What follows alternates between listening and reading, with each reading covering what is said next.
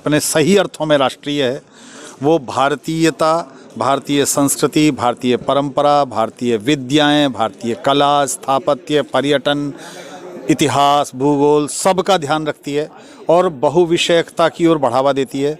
सबसे महत्वपूर्ण बात है, भारतीय भाषाओं के खोए हुए सम्मान को पुनः स्थापित करने का प्रयत्न करती है। मातृभाषाओं को शिक्षा, अध्ययन, अनुसंधान, अध्यापन का माध्यम बनाती है और वह बहुविषयकता, बहुभाषिकता की ओर बढ़ती है। प्रेरणा संस्थान द्वारा की गई इस पहल के बारे में आपके क्या विचार हैं? मुझे निश्चित रूप से प्रेरणा संस्थान द्वारा यह जो कार्यशाला आयोजित की गई है, मीडिया विमर्श शिक्षकों और विद्यार्थियों की, इसके माध्यम से विद्यार्थियों को, शिक्षकों को, अनुसंधानकर्ताओं को साथ आने का अवसर मिलता है, एक दूसरे के विषयों को जानने का अवसर मिलता है। राष्ट्रीय शिक्षा नीति और विभिन्न आयाम, विभिन्न विशेषज्ञ जो बोलने आ रहे हैं उनके माध्यम से अपनी जिज्ञासाओं को भी समाधान मिलते हैं और ये एक ऐसा अवसर मिलता है जो अपने को स्वयं को और सशक्त, समृद्ध और सार्थक बना सकते हैं। सर, राष्ट्रीय शिक्षा नीति में जो राज्य भाषाओं को लिया गया है, पहले तो ये था कि एक ही माध्यम चलेगा, दो चलेगा, लेकिन अब राज्य स्तर जो भाषा है उनमें माध्यम आएगा तो वो कितना लाभान्वित करेंगे विद्यार्थी? देखिए, कोई भी व्यक्ति अपनी मातृभाषा में ही मौलिक सोच सकता है, मौलिक लिख सकता है और अनुसंधान और नवाचार कर सकता है। सबसे पहले विदेशी भाषा के भय, हीनता, कुंठा से बाहर निकलने के लिए राष्ट्रीय शिक्षा नीति प्रयास करती है। इसलिए वह स्वयं अपनी स्थानीय भाषाओं में, मातृभाषा में, भारतीय भाषाओं में सहजता से, सरलता से, सुबोधता से बात कर सके, सोच सके, लिख सके, काम कर सके, अध्ययन कर सके, अनुसंधान कर सके, इसकी व्यवस्था राष्ट्रीय शिक्षा नीति करती है। जी, तो इसका मतलब कि सर बहुत सरल हो गया है विद्यार्थियों के लिए चयन करना। निश्चित रूप से राष्ट्रीय शिक्षा नीति के क्रियान्वयन की अवधि में हमारे शिक्षकों को, विश्वविद्यालयों के साथियों को पाठ्य वस्तुओं का निर्माण धीरे धीरे भारतीय भाषाओं में करने की प्रवृत्ति बढ़ानी पड़ेगी। जी,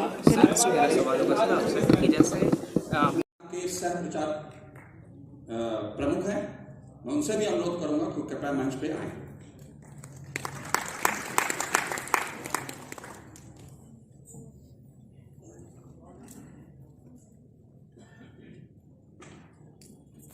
विद्यार्थियों,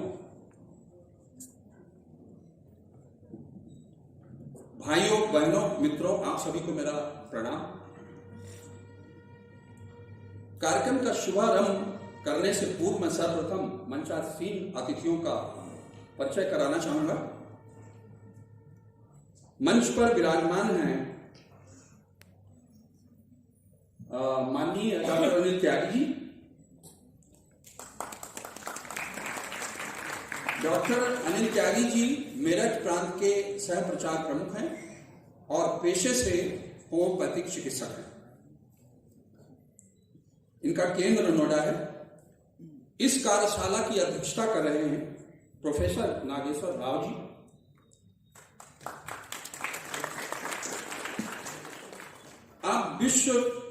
आप विश्व के सबसे बड़े इंदिरा गांधी मुक्त विश्वविद्यालय दिल्ली के माननीय कुलपति हैं। आप सुविख्यात शिक्षाविद हैं। इसके पूर्व आप राष्ट्रीय टंडन मुक्त विश्वविद्यालय इलाहाबाद उत्तर प्रदेश और उत्तराखंड मुक्त विश्वविद्यालय के माननीय कुलपति रह चुके हैं। आपकी 8 पुस्तकें प्रकाशित हो चुकी हैं। आप national assessment and accreditation committee की ओर से ओपन यूनिवर्सिटी की गुणवत्ता के लिए गठित नेशनल टास्क फोर्स कमेटी के चेयरमैन भी हैं।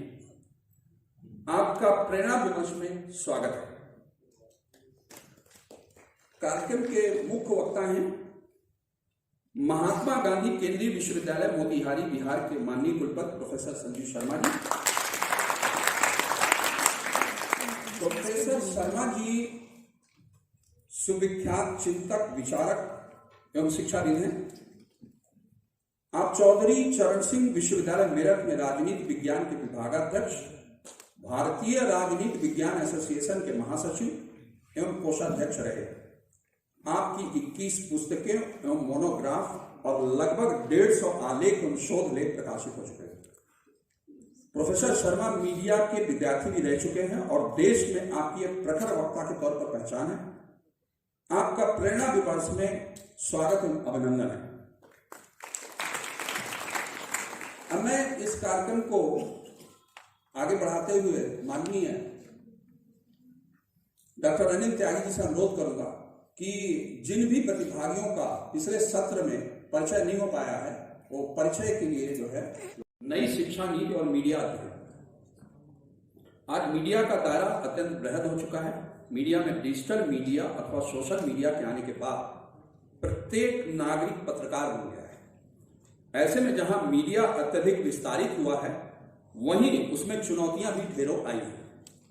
जहां तक मेरी जानकारी है, नई शिक्षा नीति 2020 में मीडिया अथवा पत्रकारिता शब्द का प्रयोग नहीं किया गया है। ऐसे में नई शिक्षा नीति को लेकर अभिभावकों, मीडिया शिक्षकों, विद्यार्थियों के मन मस्तिष्क में कुछ भ्रांतियां भी हैं। मैं अपने दोनों अतिथि वक्ताओं से अनुरोध करूंगा कि वे अपने उद्बोधन के माध्यम से नई शिक्षा नीति और मीडिया अध्ययन पर प्रकाश डालकर हम सबका मार्गदर्शन करें। सर्वप्रथम समय ना बर्बाद करते हुए सर्वप्रथम मैं अपने मुख्य वक्ता प्रोफेसर संजीव शर्मा जी से अनुरोध करूंगा कि वो हमारा बिना किसी स्थित भूमिका के, फ्रेंच में कहते हैं ऑल प्रोटोकॉल्स ऑब्जर्व, सबको नमस्कार। आभारी हूँ अनिल जी का, कृपाशंकर जी का, आप सबके बीच में एक बार फिर से आने के लिए। तो मैं जिस समय आया तो इससे पूर्व के सत्र के प्रश्नोत्तरी चल रही थी, तो कुछ बच्चों ने प्रश्न पूछे थे और उसके बाद ये हुआ कि और प्रश्न बाद में भी पूछ लिए जाएंगे। मुझे तो लगता है ये विद्यार्थियों का जो परिचय हुआ उससे देखकर मुझे लगा कि उनके मन में जिज्ञासाएं होंगी बहुत सारी, अभी रह गए होंगे बहुत सारों के प्रश्न। कुछ के प्रश्न तो इसलिए नहीं हो पा रहे होंगे कि गुरु लोग बैठे हुए हैं, निगम साहब को देख के या देख के लग रहा होगा कैसे इनके सामने प्रश्न पूछें। कुछ इसलिए नहीं हो रहे होंगे कि बहुत बार हमारे मन में आता प्रश्न को बनाएं कैसे। संवाद के विद्यार्थियों के लिए, संचार के विद्यार्थियों के लिए बहुत महत्वपूर्ण है कि प्रश्न की निर्मिति कैसे हो। और मैं इसके लिए कथा सुनाता हूँ कि 5 बड़े ऋषियों के पुत्र हैं, वो स्वयं में बड़े ऋषि हैं, बड़े गुरुकुल चलाते हैं, बड़े विद्वान हैं, उनके पुत्र हैं। और वो पांचों एक और बड़े ऋषि पिप्पलाद के पास जाते हैं कि हमसे कहते हैं, उनसे गुरुदेव हमें ना कुछ प्रश्न पूछने हैं आपसे। तो पिप्पलाद कहते हैं भाई प्रश्न तो पूछ लेना, लेकिन प्रश्न पूछे कैसे जाएंगे ये तो मैं सिखाऊंगा। तो मेरे पास रहो 1 वर्ष। और वो 1 वर्ष पिप्पलाद के पास रहते हैं, फिर वो प्रश्न पूछते हैं। उस उपनिषद का नाम है प्रश्नोपनिषद। एक उपनिषद है जिसका नाम ही प्रश्नोपनिषद है। तो इस सत्र के प्रारंभ होने से पहले कृपाशंकर जी ने मुझे संकेत किया कि विद्यार्थियों के प्रश्न जितने अधिक आ सकेंगे उतना हमारे लिए बोलने में सुविधा होगी। अनिल जी ने संकेत किया है राष्ट्रीय शिक्षा नीति का। मैं नई शिक्षा नीति की राष्ट्रीय शिक्षा नीति, सच बात यह है कि मैं तो राजनीति विज्ञान का विद्यार्थी हूँ, हमें तो पहली बार एक ऐसी नीति मिली है जो सचमुच में राष्ट्रीय है। नई तो बहुत नीतियां मिली हैं जो राष्ट्रीय है अपने सही अर्थों में, सही मायनों में। और वो केवल मीडिया का नाम नहीं लेती, इतने से हमारा काम नहीं चलता। राष्ट्रीय शिक्षा नीति अपनी व्यवस्थाओं में क्या परिवर्तन करती है, संरचनाओं में क्या परिवर्तन करती है, वो अकादमिक संस्थानों की स्वायत्तता के लिए क्या करती है, ये आज का विषय नहीं है, आपके लिए विषय नहीं है। लेकिन महत्वपूर्ण बात जो राष्ट्रीय शिक्षा नीति की है और संवाद संचार माध्यम अध्ययन के विद्यार्थियों के लिए, शिक्षकों के लिए अधिक महत्वपूर्ण है, वो ये कि राष्ट्रीय शिक्षा नीति भारत में पहली बार भारत की सभी भाषाओं को उनका यथोचित सम्मान और स्थान दिलाती है। वह मातृभाषा के अध्ययन, अध्यापन, अनुसंधान पर बल देती है, उसके लिए व्यवस्था करती है। हमारे मन में एक विदेशी भाषा के अज्ञान के कारण उत्पन्न कुंठाओं की संभावनाओं को समाप्त करती है।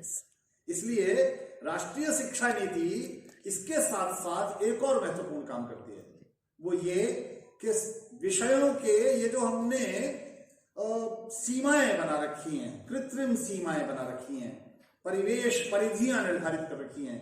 मुझे बहुत सारे लोग मिलते हैं, मैं राजनीति विज्ञान पढ़ाता हूँ बहुत वर्षों से, और वो मुझसे बहुत सारे लोग कहते हैं हम आजकल राजनीति विज्ञान नहीं पढ़ते, हम अंतरराष्ट्रीय संबंध पढ़ते हैं। ऐसा लगता है ये कोई दवाई की विषय पढ़ रहे हैं क्या।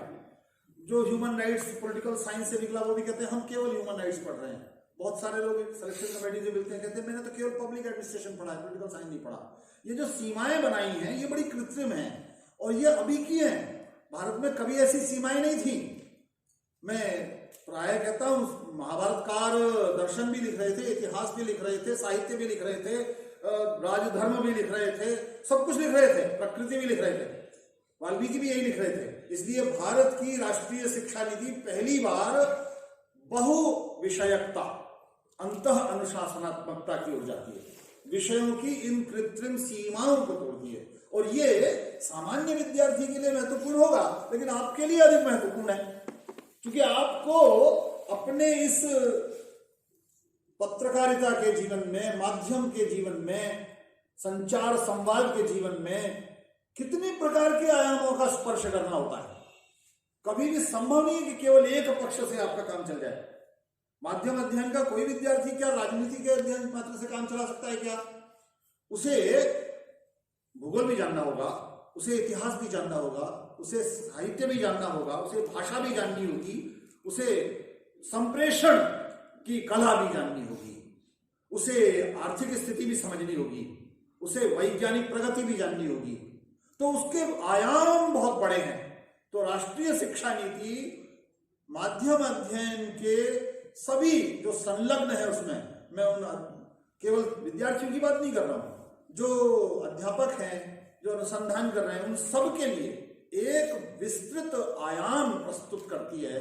और वो ये कि हम बहुविषयकता की ओर जाएं, हम अधिक से अधिक स्थानीय होने के साथ साथ वैश्विक भी अपने को बनाए रखें, इसकी व्यवस्था भी करती है। इसलिए राष्ट्रीय शिक्षा नीति सचमुच में, मैं ये नहीं कहूंगा आपसे कि आप सब मिलकर उसके साथ अंग्रेजी के 66 पेज या हिंदी के 108 पेज को पूरा पढ़िए फिर से, लेकिन इतने में आश्वस्त रहिए, उसके उन भागों को अवश्य पढ़िए जो उच्च शिक्षा से संबंधित हैं, क्योंकि आप सब उच्च शिक्षा में पहुंच चुके हैं। उच्च शिक्षा से संबंधित उसके सारे आयामों में भारत केंद्रित, इसीलिए राष्ट्रीय कह रहे हैं उसे, भारत केंद्रित शिक्षा नीति है। भारत केंद्रित, वो भारत विद्याओं की बात भी करती है, भारत की विद्याओं के साथ साथ प्राचीनता के किसी प्रकार के आडंबर में या बंधन में नहीं मानती, वह सारी आधुनिकताओं के साथ आगे बढ़ने की बात करती है। इसलिए व्यवस्थाओं में वो क्या परिवर्तन करती है, संरचनाओं में क्या परिवर्तन करती है, वो संगठनात्मक क्या आवश्यकताएं उत्पन्न करती है, इसके अतिरिक्त, इन सबको जानने से अतिरिक्त हमारा यह समझ लेना अनिवार्य है, अपरिहार्य है कि राष्ट्रीय शिक्षा नीति माध्यम के विद्यार्थियों, शिक्षकों के लिए ऐसे अवसर के द्वार अनावृत करती है जो अब तक हमने प्रायशः बंद कर रखे थे। हम अपने इन अध्ययन संस्थानों में, माध्यम अध्ययन में प्रायशः जिन सिद्धांतों को पढ़ रहे थे, मुझे निगम साहब ने आज इस सत्र में बोलने से पहले संकेत किया कि मैं इस पर भी बात करूं। 1984-85 की बात है, मुझे लगता है निगम साहब, जब हम मीडिया के बारे में विश्व भर में जो सिद्धांत पढ़ाए जा रहे थे, कम्युनिकेशन की थियरीज पढ़ाई जा रही थी, उन सब के साथ साथ विमल दिशा नायक के नाम के एक सज्जन है, वो श्रीलंका के रहने वाले थे और वो इंडियन कोई इंस्टीट्यूट ऑफ कम्युनिकेशन था सिंगापुर में, उसके निदेशक थे उस समय। उन्होंने ये एक विचार प्रारंभ किया कि क्या कोई ईस्टर्न थियरी ऑफ कम्युनिकेशन हो सकती है क्या, और आज हम सोचते हैं क्या भारतीय कोई सिद्धांत कोई हो सकता है। राष्ट्रीय शिक्षा नीति आपको इस ओर भी प्रवृत्त करती है और इस पर विचार करने के लिए आपको प्रोत्साहित करती है कि हम अपनी सैद्धांतिकी में, अपनी जो सैद्धांतिकी प्रस्तुत करते हैं, प्राप्त करते हैं, सचमुच में जो हमें उपलब्ध है अपनी कक्षाओं में, अपनी पाठ्य पुस्तकों में, जो हमें बताया जाता है, जिन सिद्धांतों के, जिन संरचनाओं के, और वो coding, decoding, messenger, sender, feedback, ये सब जो हम पढ़ते हैं, इन सब के बाहर, वो विल्बर श्रैम और हेरल्ड लासवेल के बाहर, नॉर्बर्ट ई वीनर और क्लाइड ई शैनन के बाहर मीडिया स्टडीज क्या भारत भी लौट सकती हैं, ये राष्ट्रीय शिक्षा नीति एक प्रश्न हमारे सामने खड़ी करती है। तो राष्ट्रीय शिक्षा नीति इस प्रश्न को केवल उत्पन्न नहीं करती, हमारे लिए अवसर भी देती है कि उस पर विचार करें। भारतीय संदर्भों में, भारतीय परिवेश में और भारतीय सांस्कृतिक परंपरा में होते हुए भी आधुनिकता को संबोधित करते हुए, भविष्य की ओर एक सकारात्मक दृष्टि रखते हुए और ऐसा सोचते हुए कि भारत की यह शिक्षा नीति कम से कम भारत को पुनः उस विश्व गुरु के स्तर तक पहुंचाने में हमारी आपकी सहायता करे, इस रूप में शिक्षा नीति हमारे सामने है। लेकिन एक प्रश्न और है, और वो ये कि क्या केवल अपने पाठ्य वस्तुओं में, पाठ्यक्रम में, अपने कोर्स मटेरियल जिसे आप कहते हैं उसमें हम कोई कंटेंट, कोई अंतर वस्तु यदि सन्निहित कर दें, क्या उतने से हमारा काम चल जाएगा? मुझे लगता है उससे नहीं चलेगा, उससे अतिरिक्त हमें श्रम करना होगा। तो हमारे प्रायशः ऐसा देखने को मिलता है। मैं पिछली बार भी एक छोटी सी कथा सुनाया था, फिर एक कथा सुना तो मेरठ के बहुत सारे बच्चे बैठे हैं, कहेंगे मेरठ में हमारे यहाँ नागेश्वर राव साहब एक बड़े बुजुर्ग लोगों की एक संस्था है, वो उन्होंने करीब सब उसमें ऐसे हैं 80 से ऊपर के, वो 70-80 साल के जितने भी बुजुर्ग हैं वो देश की समस्याओं के लिए चिंता करते हैं, और एक उन्होंने समूह बना रखा है।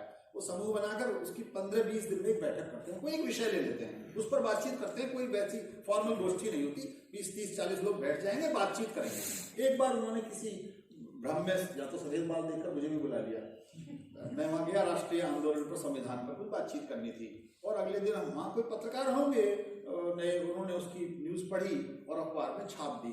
अखबार में जब सवेरे पढ़ा मैंने तो उसमें बातचीत में बालकृष्ण मुंजे का और चापेकर बंधुओं का जिक्र आया था, उन्होंने उपस्थितों में लिख दिया।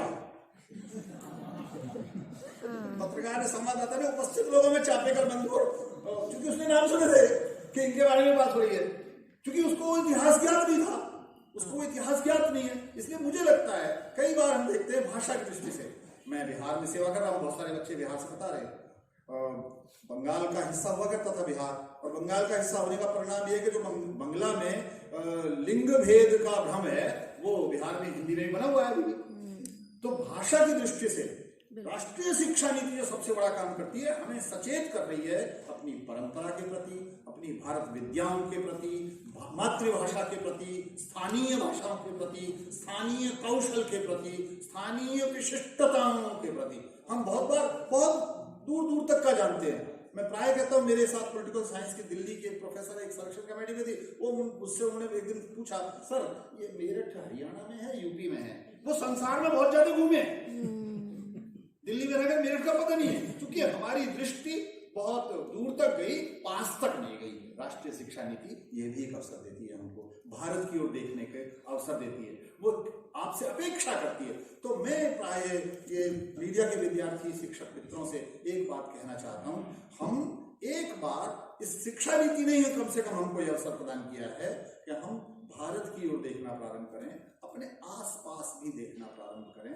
अपने आसपास जितना देखेंगे, और उसे भी एक सकारात्मक दृष्टि से। एक और बात है, परंपरा हमको बताती है, मित्रस्य चक्षुषा समीक्षा है, वेद कहता है मित्र की दृष्टि से हम सबकी समीक्षा करें। भारत में समीक्षा की बड़ी अच्छी सी परंपरा है। सामान्य रूप से मैंने कहा प्रश्न की बड़ी अच्छी परंपरा है, समीक्षा की भी। शंकर जब पहली बार चले कलड़ी से, केरल से, पूरे भारत का भ्रमण किया उन्होंने, और जब वो महेश्वर नगरी पहुंचे मंडन मिश्र से मिलने के लिए, तो उन्होंने कहा कि मैं द्वार पर पंडित ब्राह्मण आया है, भिक्षा मांग रहा है। तो उनकी पत्नी आई, उन्होंने कहा क्या चाहिए? भिक्षाम दे। तो उन्होंने कहा क्या चाहिए? भिक्षा में कुछ अन्न लाती। उन्होंने कहा अन्न नहीं चाहिए, मुझे तो शास्त्रार्थ चाहिए। शास्त्रार्थ चाहिए? किससे शास्त्रार्थ करना है? आपके पति से साक्षात करना है शास्त्रार्थ। मैं पति को बुलाया, कहा आपसे शास्त्रार्थ करने के लिए आए हैं। उन्होंने कहा शास्त्रार्थ तो हो जाएगा महाराज, लेकिन निर्णायक कौन होगा? तो उन्होंने कहा, शंकर ने कहा आपकी धर्मपत्नी निर्णायक होगी। अरे भाई, मेरे से शास्त्रार्थ करने आए हो, मेरी धर्मपत्नी पर इतना भरोसा कर रहे हो तो निर्णायक होगी? मैं कहा ये निर्णायक होगी। तो उन्होंने कहा अच्छा ठीक है, निर्णायक होगी। तो उन्होंने कहा मुझे तो बहुत काम है घर में, मैं कैसे निर्णय करूंगी? मैं दोनों के गले में एक एक माला डाल देती हूँ, जिसकी माला पहले सूख जाएगी वो हार जाएगा।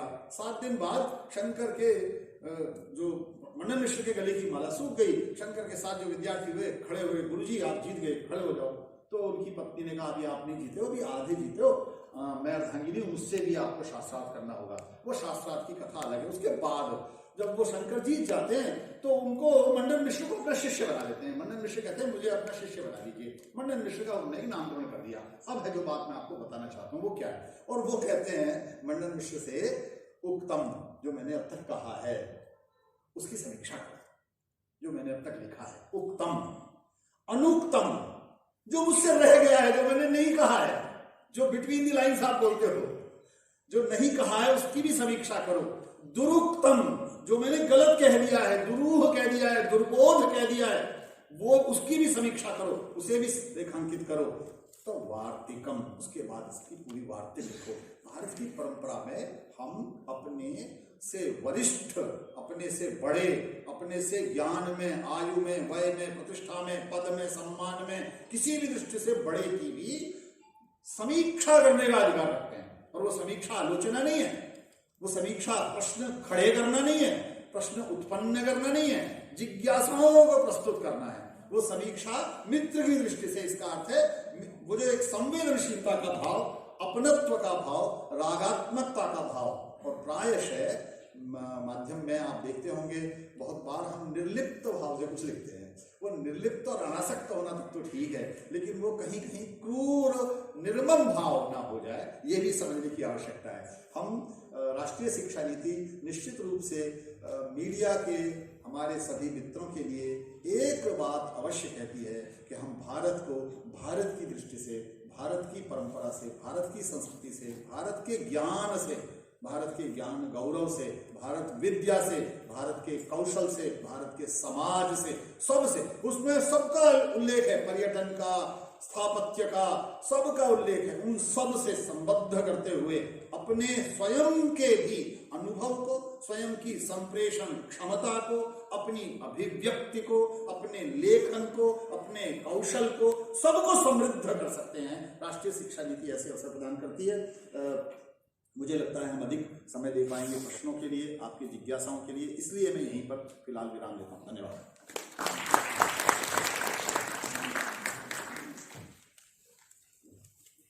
जी, प्रोफेसर संजीव शर्मा जी ने अपनी प्रखर वाणी से औपचारिकता के मैं आज के कार्यक्रम के अध्यक्ष माननीय नागेश्वर राव जी से अनुरोध करूंगा कि वो आए अपने अध्यक्षीय संबोधन के लिए।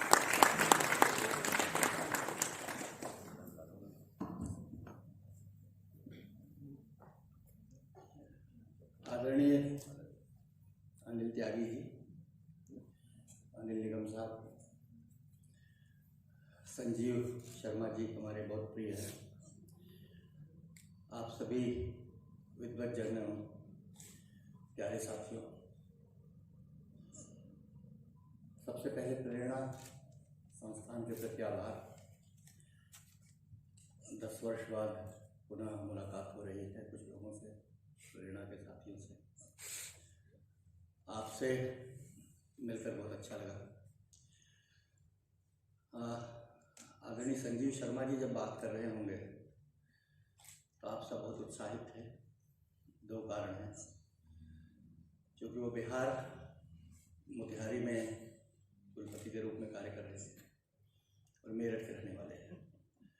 और आपको ने जो अपना परिचय दिया, मैंने यही 2 शब्द सुने, या तो बिहार या मेरठ। तो अपने घर में अपने लोगों की आवाज़ सुन के आदमी बहुत प्रसन्न होता है। मैंने उनको पहले इसलिए भी बोलने के लिए कहा कि उनके बोलने के बाद कोई दूसरा बोल नहीं सकता, और मुझे आप थोड़ी ही देर सुन करके मुझे जल्दी बैठा देंगे। बहुत अच्छी बात, बहुत अच्छे तरीके से राष्ट्रीय शिक्षा नीति के संदर्भ में उन्होंने आपके सामने रखी है। विशेष रूप से मीडिया अध्ययन के संदर्भ में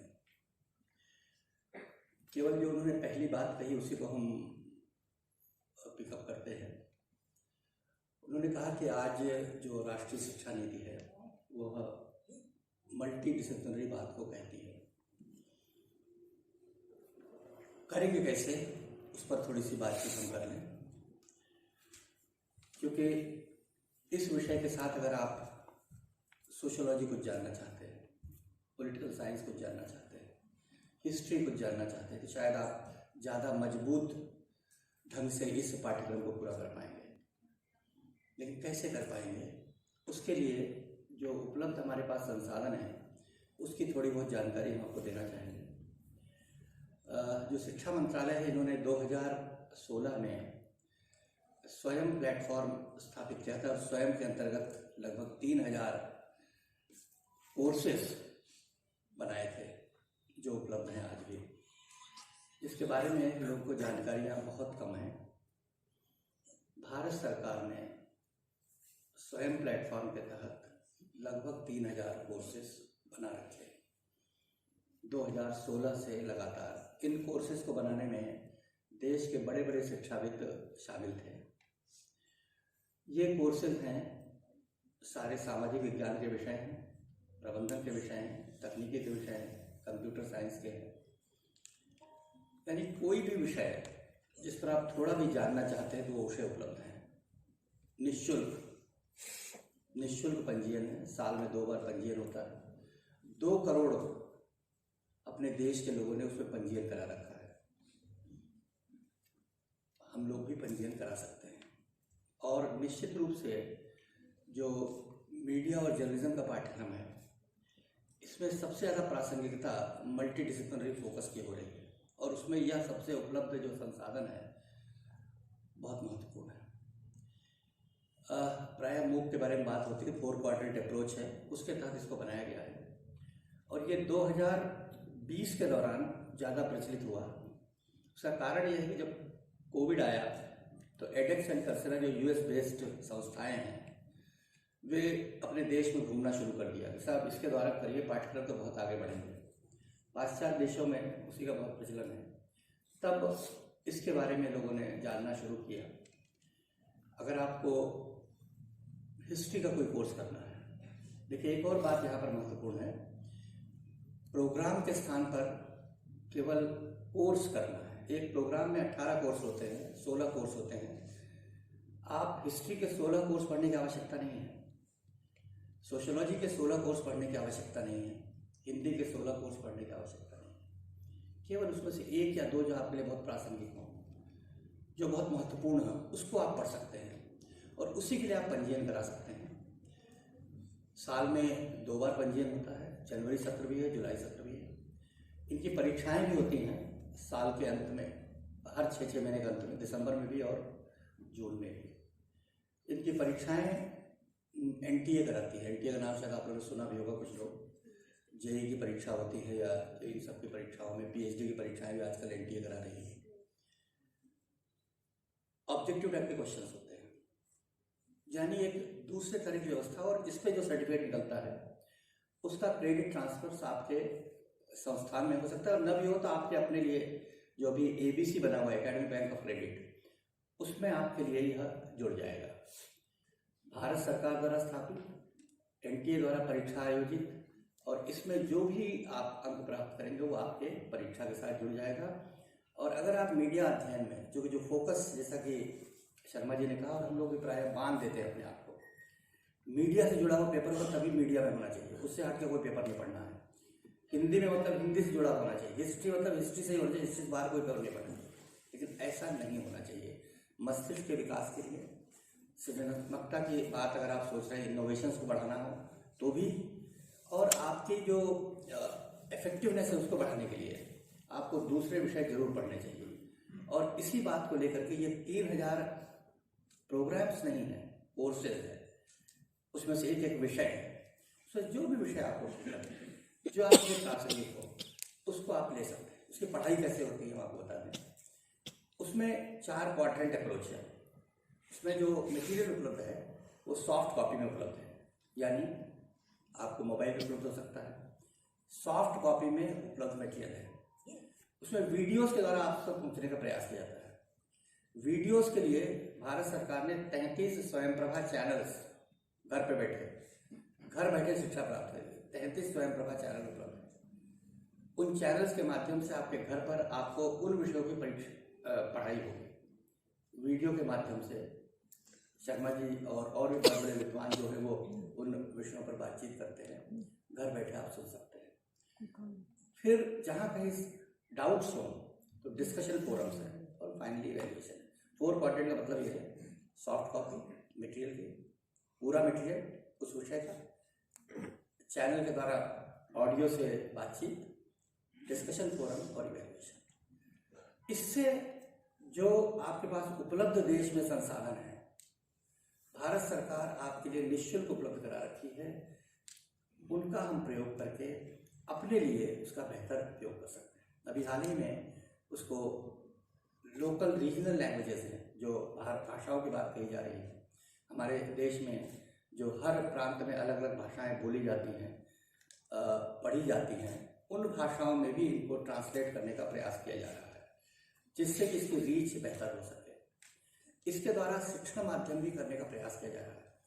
जैसे कक्षा 1 से कक्षा 12 तक के लिए अभी जो प्रयास हो रहा है, उसमें उन्होंने ये कहा है कि हर क्लास के लिए एक चैनल, डिश टीवी पे उपलब्ध हैं 30 चैनल, 34 चैनल्स हैं, यानी इसके द्वारा आपको शिक्षा उपलब्ध कराई जा सकती है। केवल मल्टी डिसिप्लिनरी फोकस को बढ़ाना है। आज का समय यही है कि जो प्रोग्राम्स हैं उसको बांधना नहीं है, उसको वैश्विक परिवेश में, राष्ट्रीय परिवेश में हम लोगों के मस्तिष्क के विकास के लिए बहुत जरूरी है कि मल्टी डिसिप्लिनरी फोकस बनाए। ये भी कहा जाता है बार बार कि जितने बड़े बड़े विद्वान हुए हैं, जिनका नाम हम लोग बड़े आदर से लेते हैं, इनोवेटर्स रहे हैं, वे सब अपने विषय से बाहर जा करके बहुत सी चीज़ें सीखे हैं। आपके पास जो उस विषय का वृहद ज्ञान है, गहन अध्ययन है, उसमें अगर आप बाहर के विषय शामिल कर देंगे तो उसका निश्चित रूप से बहुत फायदा होगा। हम केवल यही बात आपसे कहना चाहेंगे कि केवल आप उस NTA और मिनिस्ट्री ऑफ एजुकेशन के स्वयं प्लेटफॉर्म स्वयं प्रभा NTA स्वयं आपको मटेरियल देगी, स्वयं प्रभा से आप अपने घर तक पहुंचेंगे। रजिस्ट्रेशन आपको सिर्फ स्वयं में कराना है और उसके बाद परीक्षा देना या न देना आपका विकल्प है। बहुत से लोग परीक्षाएं नहीं देते हैं, परीक्षा से डरते भी हैं। आयु का कोई बंधन नहीं है, क्वालिफिकेशन का कोई बंधन नहीं है। आप 12th होंगे चाहे PG होंगे, इसमें आप प्रवेश ले सकते हैं। पढ़ लीजिए, इम्तहान मत दीजिए। पैसा शायद इम्तहान का ही लगता है, 500-1000 रुपये लगते हैं। आप इम्तहान मत दीजिए। पढ़ने के लिए यह सुविधा अपने राष्ट्र में, अपने ही जो मिनिस्ट्री ऑफ शिक्षा मंत्रालय है वह आप सबको उपलब्ध कराती है। मैं यही बात आप सबको संक्षेप में कह करके अपनी बात को समाप्त करता हूँ। अनिल जी का बहुत बहुत आभार, क्योंकि मैं तो डर ही रहा था मुझे क्या बोलना पड़ेगा। जी, आपका बहुत बहुत आभार प्रोफेसर नागेश्वर राव जी। आपने बहुत ही सुंदर और सटीक तरीके से ये बताया कि किस तरीके से हमें मल्टी डिसिप्लिनरी स्टडी पे फोकस करना चाहिए, और वो आवश्यक भी है, क्योंकि मीडिया के विद्यार्थी और शिक्षक होने के नाते खाली विद्यार्थियों के लिए नहीं बल्कि शिक्षकों के लिए भी बहुत जरूरी है कि वो ज्ञान हमारे पास हो, क्योंकि हमें जो काम करना होता है वो, चूंकि जो पत्रकार है, जब आप पत्रकार बनेंगे ये कोर्स करने के बाद, तो हमारा जो काम है वो ऐसा है कि हमारी कहीं ना कहीं जिम्मेदारी है, जवाबदेही है। वो जवाबदेही को ध्यान में रखते हुए हमें अपने आप को कहीं ना कहीं, उन्होंने बताया कि किस तरीके से कितने कोर्सेज हैं जो स्वयं में हम अपने आप को पंजीकरण करा के और कैसे हम अपने आप को अपडेट कर सकते हैं, और हमें करना भी चाहिए। अब चूंकि समय की बाध्यता है तो सीधे सीधे हम लोगों की जिज्ञासाओं पर और प्रश्नोत्तर पर आते हैं। जिसके भी मन में सवाल आए हैं सीधे सीधे आप सवाल पूछिए, और ये भी अच्छा रहेगा कि आप सवाल जिससे अतिथि से पूछना चाहते हैं आप अपना नाम बताइए और सीधे सवाल पूछिए। जी, सवाल पूछने से पहले भूमिका बनाने की आवश्यकता नहीं है, सीधे सीधे सवाल पे आएंगे तो अधिक लोगों के प्रश्न लिए जा सकते हैं। जी, सवाल बहुत संक्षिप्त हो और एकदम टू द पॉइंट। नमस्कार सर, मेरा नाम सनी राठी और मैं IMS का छात्र हूँ। सर, जैसे आपने बताया नई शिक्षा नीति भारत की संस्कृति को लेकर बढ़ावा देगी, तो सर मेरा मतलब मत ये है, क्या इस शिक्षा नीति में भगवद गीता को प्रोत्साहित किया जाएगा? क्या बात है।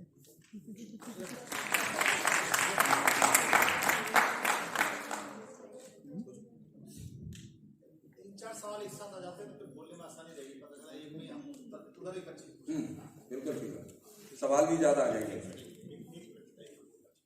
गुड मॉर्निंग सर, मेरा नाम अंजलि प्रिया है और मेरा सवाल ये है आपसे कि सर, जैसे कि आपने बताया कि मीडिया में मतलब एक्स्ट्रा पढ़ाई भी हम लोगों को पढ़ना चाहिए और नॉलेज लेना चाहिए, लेकिन जैसे ही हम अपने मतलब आते हैं, हम अपने कोर्स में आते हैं तो वहाँ पे इतने सारे ऑलरेडी मतलब होते हैं कि हम उससे निकल ही नहीं पाते कुछ और पढ़ने के लिए। तो मतलब आपको नहीं लगता कि उसमें ही जैसे हिस्ट्री हो, ज्योग्राफी हो, उन सब चीज़ को मतलब रहना चाहिए? फिर इसका सॉल्यूशन क्या हो सकता है? क्योंकि उसमें आने के बाद तो दूसरा कुछ पढ़ने का ना तो टाइम मिलता है ना मौका मिलता है कि कुछ और कैसे पढ़े। तीसरा प्रश्न मेरा नाम सरल कुमार है सर, IMS गाजियाबाद से। सर, मेरा सवाल है कि बार बार जब हम हमारा राष्ट्र, हमारी संस्कृति बोलते हैं तो हमारी संस्कृति में क्या वो मतलब हमारी संस्कृति क्या है, मतलब 5000 साल पुरानी संस्कृति ही हमारी संस्कृति आज की है, या 500 साल पुरानी आई संस्कृति या 200 साल पहले आई संस्कृति भी हमारी आज की संस्कृति का हिस्सा है?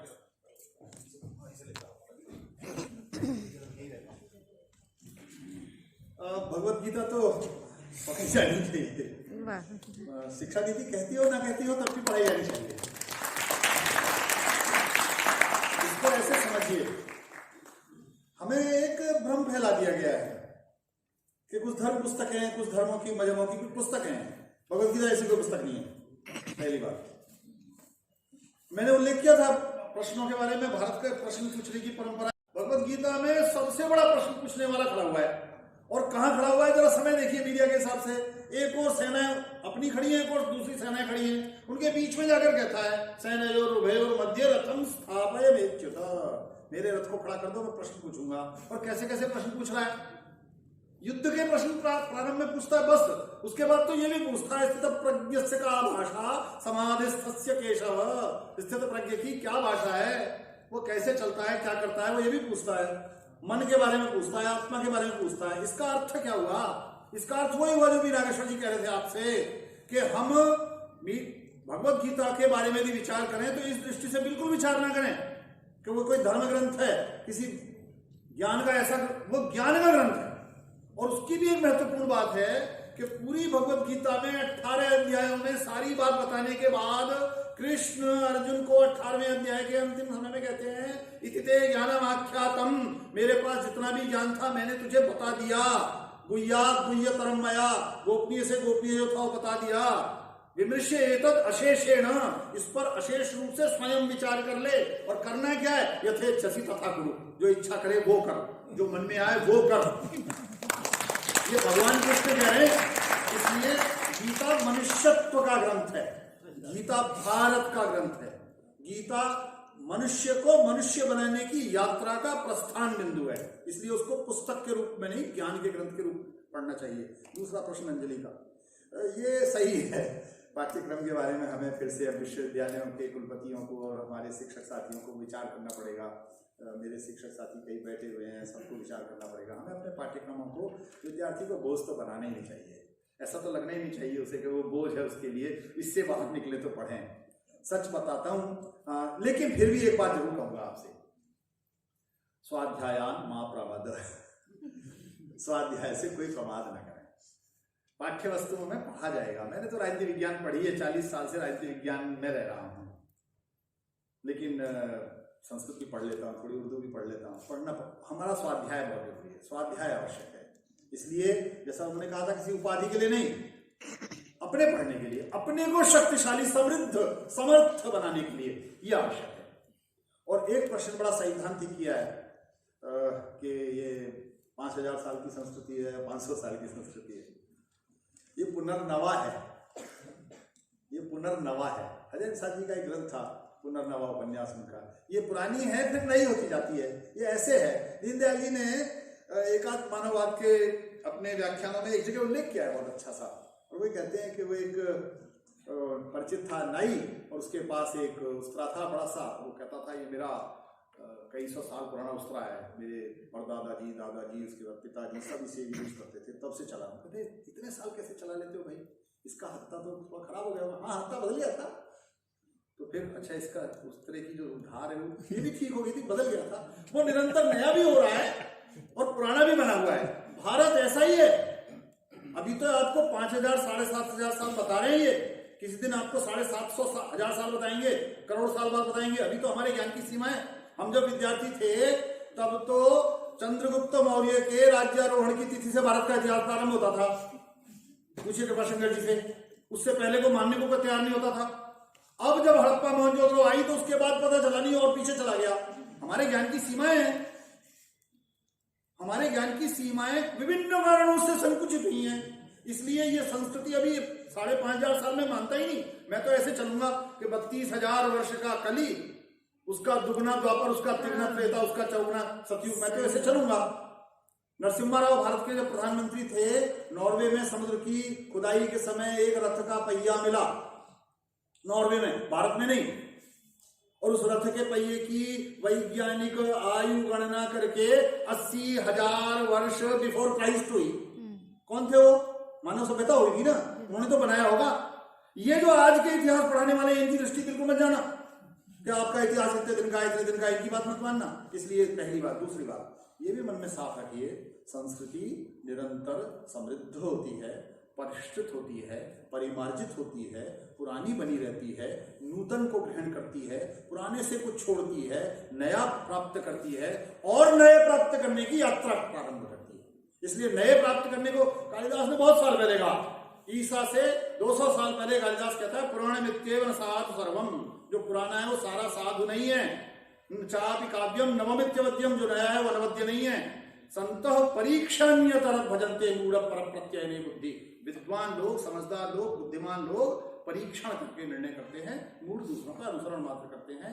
भारत की संस्कृति निरंतर प्रतिदिन प्रतिक्षण समृद्ध भी हुई है, नई भी बनी है, पुरानी भी बनी हुई है। 3 प्रश्न हुए हैं, बाकी करेंगे। हाँ सर, मेरा नाम मुस्कान सूरी है, मैं सीसीएस यूनिवर्सिटी से हूँ। सर, मेरा प्रश्न ये है आपसे कि आपने कहा जो नई शिक्षा नीति है, जैसे आपने राष्ट्रीय शिक्षा नीति कहा है, वो भारत की अखंडता को कैसे प्रतीक है, और आप मुझे कैसे समझाएंगे सबको?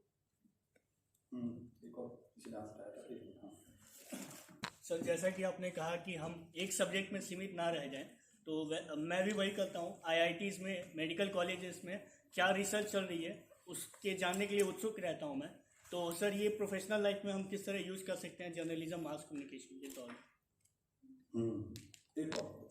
नमस्कार सर, मेरा नाम शिवानी यादव है। तो मेरा सवाल ये था कि new education technique, new education policy की वजह से बहुत सारी न्यू एजुकेशन टेक्निक्स आई है इंडिया में। ऐसे में सिटीजन जर्नलिज्म का एक कॉन्सेप्ट आया। तो मेरा सवाल ये था, अगर हम बिना डॉक्टर्स के ट्रेनिंग को झोला छाप कह देते हैं, तो हम जो जर्नलिस्ट हैं, जो कोई भी यूट्यूब चैनल बना के जर्नलिज्म के एथिक्स को लेकर स्टार्ट हो जाते हैं, हम उन्हें न्यूलाइज क्यों कर रहे हैं? कोई स्ट्रिक्ट क्राइटेरिया उन पर क्यों नहीं है? मुझे लगा आपने अपने प्रश्न में उत्तर दे दिया है। फिर से आता हूँ, पहले सूरी के प्रश्न का उत्तर देता हूँ। राष्ट्रीय शिक्षा नीति भारत केंद्रित क्यों है, आप ये जानना चाहते हैं? भारत के बारे में, भारत की परंपरा के बारे में कैसे प्रस्तुत करती है अपने आप को?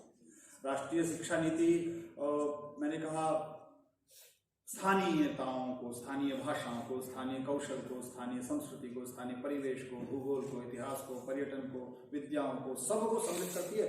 और यहाँ तक करती है कि कुलपतियों को अधिकार देती है कि वो बिना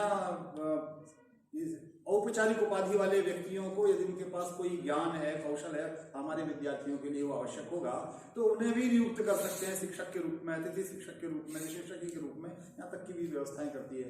भारत के बारे में यदि आप देखेंगे राष्ट्रीय शिक्षा नीति को, जो अभिलेख है उसके अनुसार चलेंगे, तो वैसे वो भारत के संस्कृति परंपरा की बात करते हुए कादम्बरी का उल्लेख एक बार मात्र करती है। लेकिन एक महत्वपूर्ण बात है, वो कहती है जो विद्याएं हैं भारत में, हम सबको विद्या मानते हैं। ये जो ये मान लिया कि जो हमारे कॉलेजेस में आ गए, यूनिवर्सिटीज में आ गए, भाई यही उपाधि प्राप्त लोग ही पढ़े लिखे हैं, ये विद्या से बाहर की समझ है। भारत में प्रत्येक कला, प्रत्येक ज्ञान विद्या है।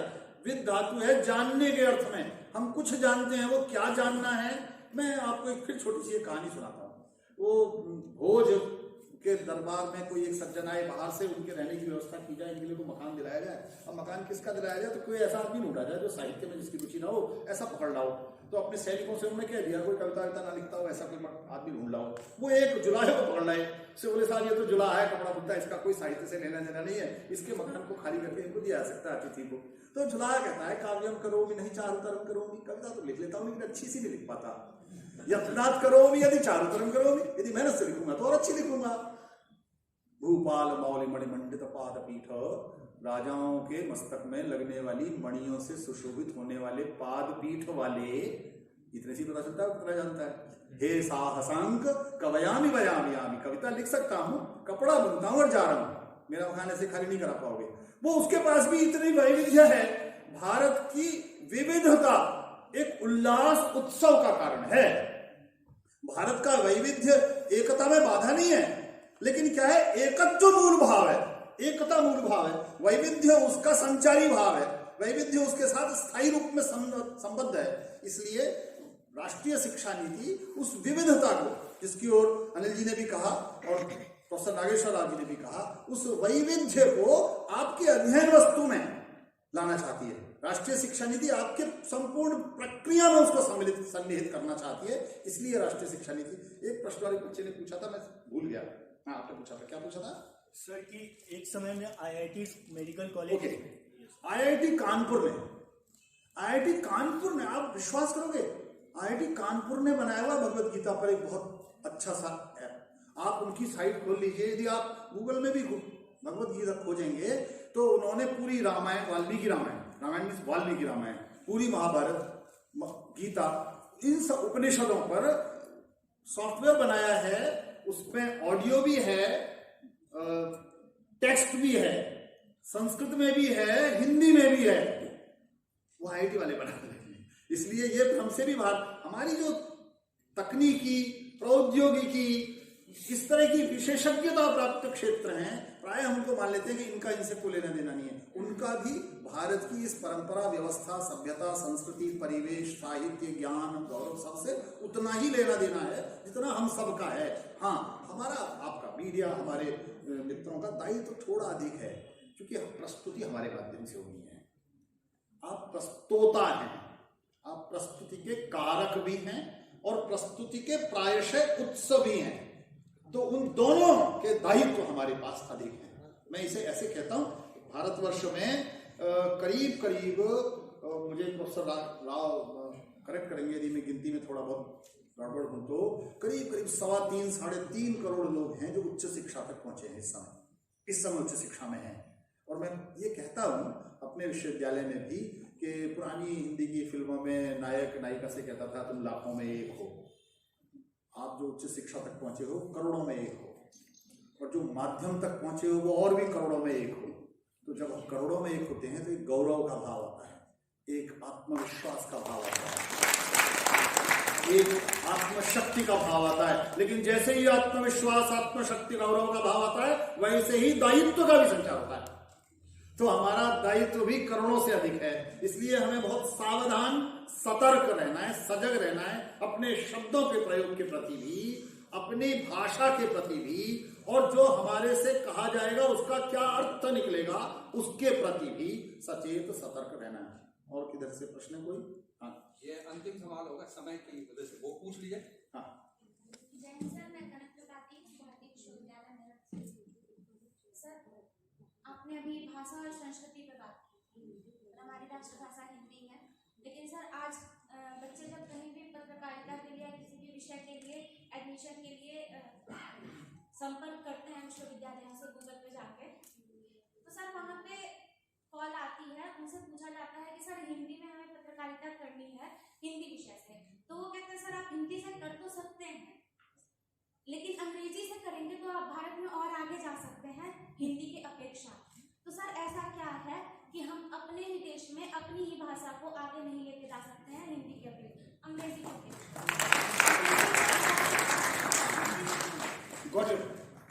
अब ठीक है, ये इसीलिए बोला मैंने। हमारे प्रधानमंत्री ने बहुत साल पहले ये कह दिया था कि अंग्रेजी ज्ञान का द्वार है।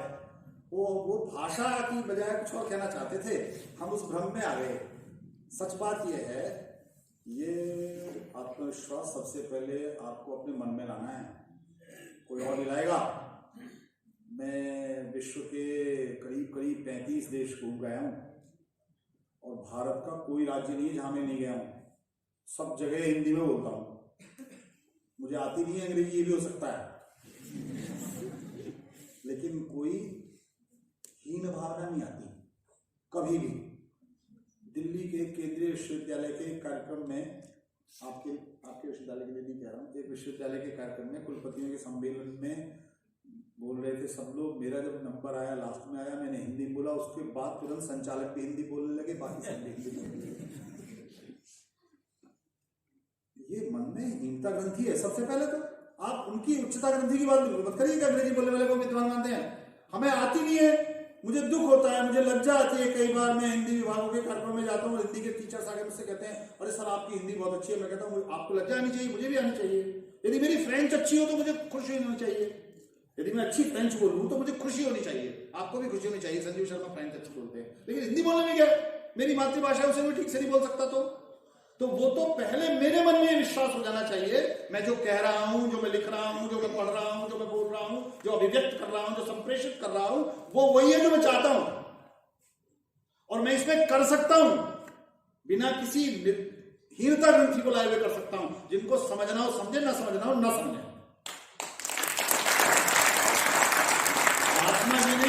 महात्मा जी ने घोषणा की थी, संपूर्ण विश्व को बता दो गांधी अंग्रेजी नहीं जानता। अंग्रेजी में किताबें लिखते थे। इसलिए पहले अपनी हीनता ग्रंथि से बाहर जाना है, दोषारोपण से बचना है। धन्यवाद। के लिए मैं आग्रह करूंगा डॉक्टर राकेश कुमार दुबे और डॉक्टर ओम शंकर जी से कि वो आए और अतिथियों को का सम्मान करें।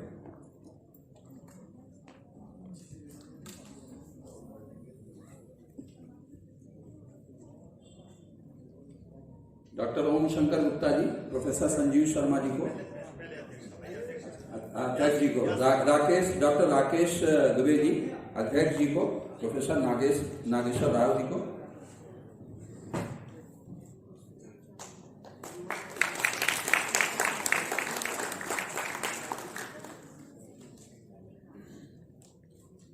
डॉक्टर ओम शंकर जी।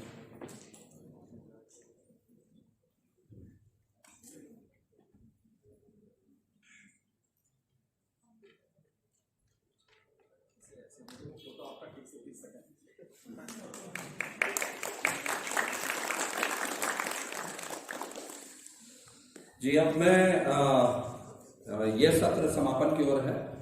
अब मैं डॉक्टर विनीत उत्पल जी से आग्रह करूंगा कि वो आए और 2 मिनट में जो है, समय की बाध्यता है तो 2 मिनट में अपना आभार प्रकट करें। शुक्रिया सर।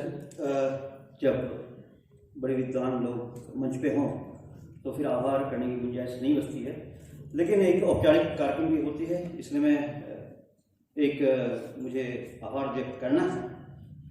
तो हमारे जो मुख्य वक्ता थे संजीव शर्मा जी की बातों को कहकर मुझे याद आया, जब हिंदी की बात हो रही थी तो मुझे रामायण की वो कथा याद आती है जब राम और रावण के बीच युद्ध होता